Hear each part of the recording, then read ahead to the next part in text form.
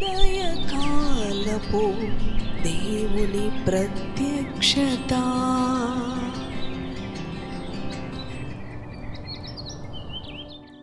Praise the lord. ప్రభునందు ప్రియ దేవుని బిడ్డలారా, ప్రభు యొక్క అత్యంత కృపను బట్టి మరి యొక్క ఉదయకాల దేవుని ప్రత్యక్షపు వాక్కులోనికి వచ్చి ఉన్నాం. అనుదినము ఆయన ప్రత్యక్షపు వాక్కు ద్వారా ప్రభు మనతో మాట్లాడుతూ ఉన్నాడు. ఈ ఉదయకాలం ఆయన ప్రత్యక్షపు వాక్కును ధ్యానం చేసుకుందాం. మన పరిశుద్ధ గ్రంథములను తెరిచి మత్తయి సువార్త 18వ అధ్యాయము 35వ వచనమును చదువుకుందాం. మీలో ప్రతి వాడును తన సహోదరుని హృదయపూర్వకముగా క్షమింపని ఎడల నా పరలోకపు తండ్రియు ఆ ప్రకారమే మీ ఎడల చేయుననెను.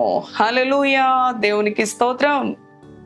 అవును ప్రియ దేవుని బిడలారా, చదువుకున్న వచన భాగంలో ప్రభు అంటూ ఉన్నాడు కదా, మీలో ప్రతి వాడును తన సహోదరుని హృదయపూర్వకముగా క్షమించని ఎడల నా పరలోకపు తండ్రియు ఆ ప్రకారమే మీ ఎడల చేయును.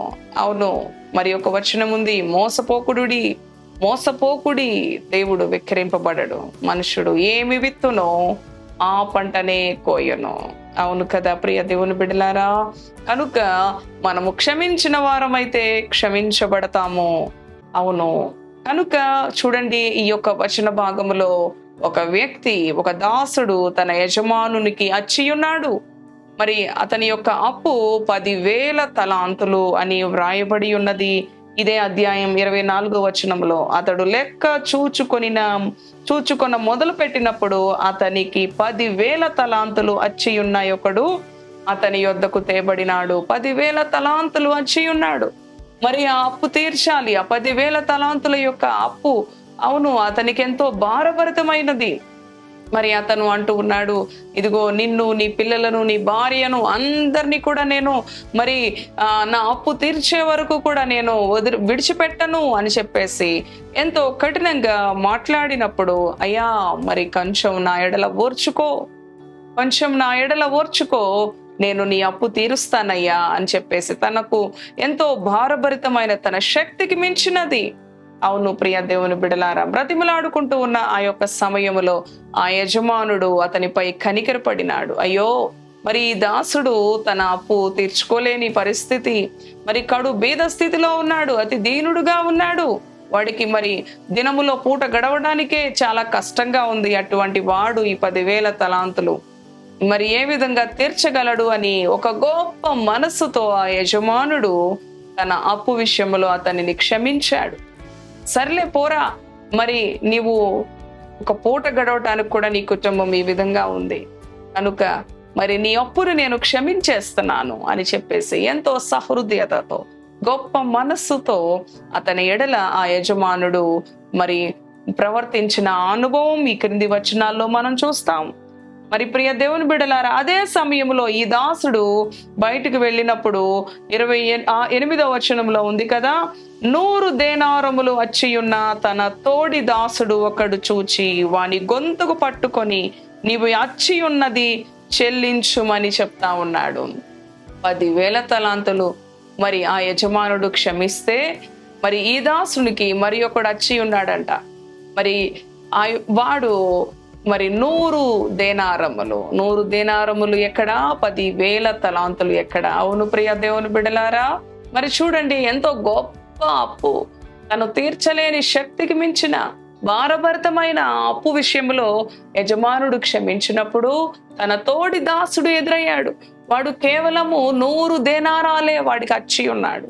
వాడిని ఏం చేస్తున్నాడో చూడండి, వాడు గొంతుకు పట్టుకున్నాడంట, నీవు నాకు అచ్చి ఉన్నది చెల్లించకపోతే నిన్ను నేను విడిచిపెట్టను అని చెప్పేసి వాడిని చెరసాలలో వేయించి, వాడిని హింసించి, అవును మరి ఎన్నో విధాలుగా వాడిని క్షమించలేదు. ఎంతో గొప్ప అప్పును వాడు తన యజమానుడు విషయంలో, ఆ యజమానుడు గొప్ప ప్రేమతో, సహృదయతతో తీర్చలేని ఆ అప్పును వీడి విషయంలో క్షమిస్తే, వీడేమో తన తోడి దాసుని విషయంలో మరి ఆ అనుభవాన్ని చూపించలేకపోయాడు.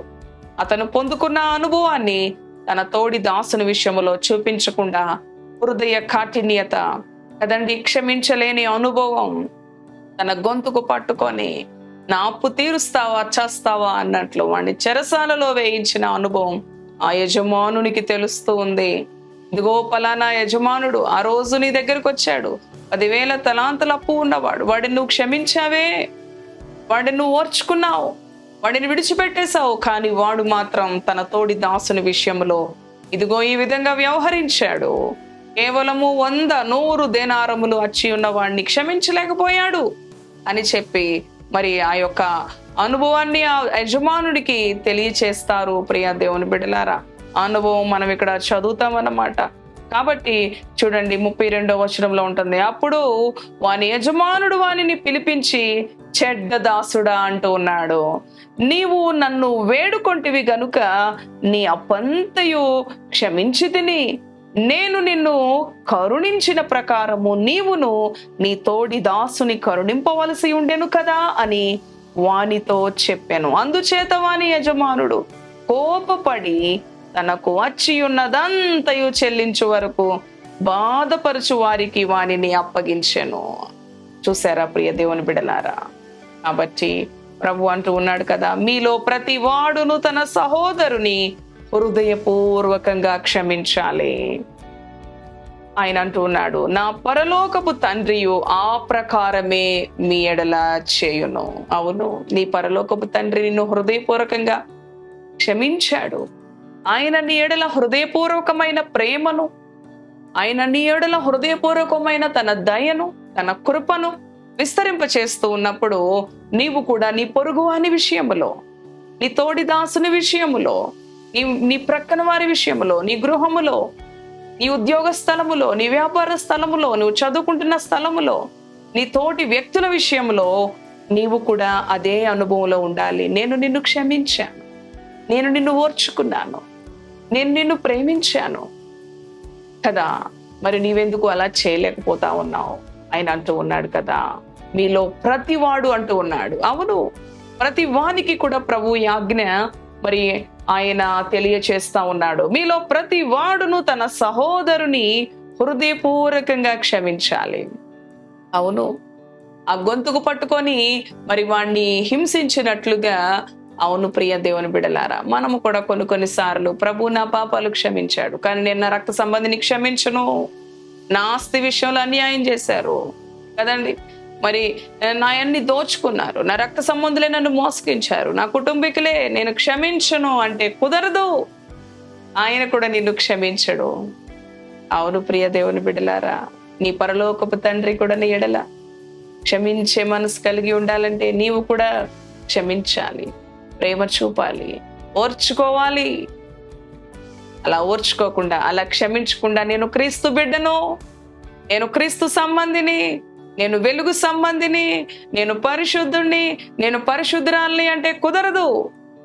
ఆయన ఆజ్ఞకు లోబడి, ఆయన కట్టడలను అనుసరిస్తూ దేవుని పిల్లలంగా మనం పిలువబడాలే కానీ క్రియలు లేని విశ్వాసముతో విశ్వాసులు మరి చెప్పుకొనుట అది మృతము అని దేవుని వాక్యం తెలియజేస్తా ఉంది. కనుక అవును, ఓర పాపులమైన మన జీవితాలని ఆయన క్షమించాడు. మలినముతో, పాపముతో, శాపముతో పడిన మన జీవితాలను ఆయన ఓర్చుకున్నాడు, ఆయన విడిపించాడు. నేను మరలా నీ పాపాన్ని జ్ఞాపకం చేసుకొనను, మరలా నేను నీ పాపాన్ని నేను మరలా తలంచను, నీవు పాపివి అని నేను ఎన్నడూ నిన్ను మరలా ఏలెత్తి చూయించను అని ఆయన మనలను క్షమించాడు. ఈ రోజున నీ విషయంలో ప్రభు అడుగుతూ ఉన్నాడు, చూస్తూ ఉన్నాడు. నీ తోటి వారి విషయంలో, నీ ఎదటి వారి విషయంలో నీవు అదే అనుభవంలో ఉన్నావా సహోదరి సహోదరుడా? ఒకవేళ ఆ అనుభవంలో లేకపోతే సరి చేసుకో, లేకపోతే నీవు క్రీస్తు బిడ్డగా అంగీకరించబడవు. ఆయన అంటూ ఉన్నాడు కదా, నా పరలోకపు తండ్రియు ఆ ప్రకారమే మీ ఎడల చేయున నేను. మనం ఏ విధంగా జరిగిస్తాము, మన పరలోకపు తండ్రి కూడా అదే ప్రకారంగా మన ఎడల జరిగిస్తాడు. కనుక ఆయన బిడలంగా, ఆయనకిష్టులైన బిడలంగా, ఆయనకు ఘనతను తెచ్చే బిడలంగా, ఆయనను మహిమపరిచే బిడలంగా మన జీవితాలను వాక్యపు వెలుగులో సరి చేసుకుందాం, బలపరుచుకుందాం. ఇటు మాటలు ప్రభు మన వినికిడిలో దీవించునుగాక. తలలు వంచండి, ప్రార్థన చేసుకుందాం. పరిశుద్ధుడా, కృప కలిగిన తండ్రి, జీవము కలిగిన యేసయ్యా, నీ పరిశుద్ధ నామానికి వందనాలు. ఈ ఉదయకాల ప్రత్యక్షపు వాక్కు ద్వారా అవును ప్రభువా, ఒకరిని ఒకరు క్షమించుకోవాలి. అవును, మీ పరలోకపు తండ్రి కూడా మీ ఎడల అలాగుననే జరిగించను. మనుష్యులు అవును ప్రభువా, మాకెట్టి తండ్రి నాయన ప్రభువా తీర్పు, అవును ప్రభువా తండ్రి నాయన ఆ దాసుడు 10 తలాంతులు కలిగిన దాసుడు మరి గొప్ప రుణము నుంచి విడిపించబడ్డాడు. కానీ ఒక చిన్న రుణము విషయంలో తన తోటి దాసుడిని సహించలేకపోయాడు, ఓర్చుకోలేకపోయాడు, క్షమించలేకపోయాడు. అయ్యా, మేము కూడా ఎన్నో మారులు పాపాత్ములమైన మా జీవితాలన్నీ ఓర్చుకున్నప్పటికీ మా ఎదుటి వారి విషయంలో, మా పొరుగు వారి విషయంలో, మా బంధువుల విషయంలో ఓర్చుకోలేని స్థితిలో ఉన్నామేమో, క్షమించలేని స్థితిలో ఉన్నామేమో, ప్రేమ చూపలేని స్థితిలో ఉన్నామేమో. కనికరించయ్యా, కటాక్షించయ్యా, కృప చూపయ్యా. ఈ ఉదయకాలం ఈ మాటలు విన్న ప్రతి బిడ్డను దీవించు నాయన. నీ వాక్యపు వెలుగులో సరిచేయి నాయన. ఆ ప్రకారమే మీ పరలోకపు తండ్రి మీడలా జరిగించును అంటున్నావు. అవును ప్రభువా నాయనా, నీవు ప్రేమ కలిగిన దేవుడవు, న్యాయము కలిగిన దేవుడవు, పక్షపాతవి కాదు నాయన. అయ్యా, అటువంటి అనుభవంలో అయ్యా ఇంకను ఈ మాటలు విన్నా నీ బిడలు ఎవరినైనా క్షమించలేకపోతున్నారేమో, ఎవరినైనా సహించలేకపోతున్నారేమో, ఎవరినైనా అవునయ్యా యాక్సెప్ట్ చేయలేకపోతున్నారేమో, వారి విషయంలో నీ బిడలను సరిచేయండి. వారి హృదయాలు మెత్తని చేయండి. వారి హృదయములలో దీనత్వము, సాత్వికము, క్షమాగుణము, కరుణా హృదయం నీ బిడలకు అనుగ్రహించండి. నిన్ను పోలిన బిడలుగా, నీ మనసును కలిగిన బిడలుగా, నీ ప్రేమ కలిగిన బిడలుగా నీ బిడలను ఆశీర్వదించమని, దీవించమని, వర్ధిల్ల చేయమని యేసు నామములో ప్రార్థిస్తున్నాము తండ్రి. Amen. Amen. Praise the lord. God bless you.